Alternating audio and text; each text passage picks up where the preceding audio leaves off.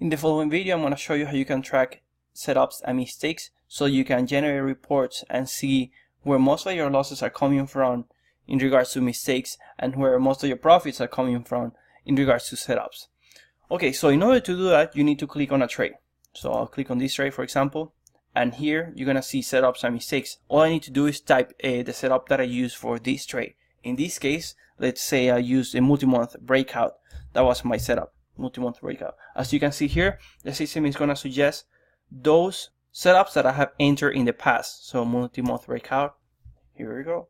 If I happen to have a new setup that I haven't entered yet in the system, I just type the new setup, new one.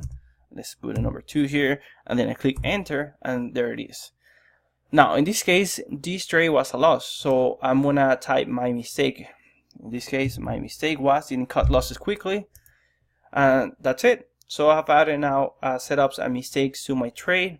Just make sure you do that to as many trades as you can, because the more trades you add these tagging information, then the more accurate your reports are going to be. Now let's go to report. All right, and then we're going to select the setup report. Setup report right here on the overview.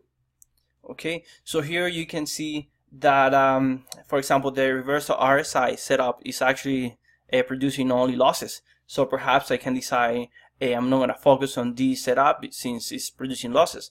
And the same I can assume with a midday spike. Perhaps when I'm trading midday around noon, I'm not producing any profits, so I want to forget about that setup, and instead I'm going to maybe perhaps focus on these setups.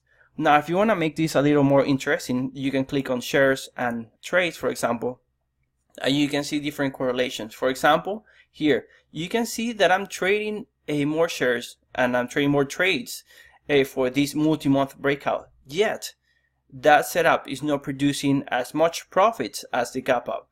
Therefore, I can assume that the gap up setup is actually more beneficial to me, since I'm trading less and I'm trading less shares, so it's less risky, and yet I'm producing almost double the profits, right?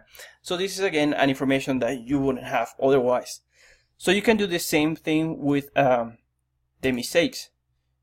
You can see here where your losses are coming from. You can see they didn't cut losses quickly. It's actually producing about $5,000 or $6,000 in losses.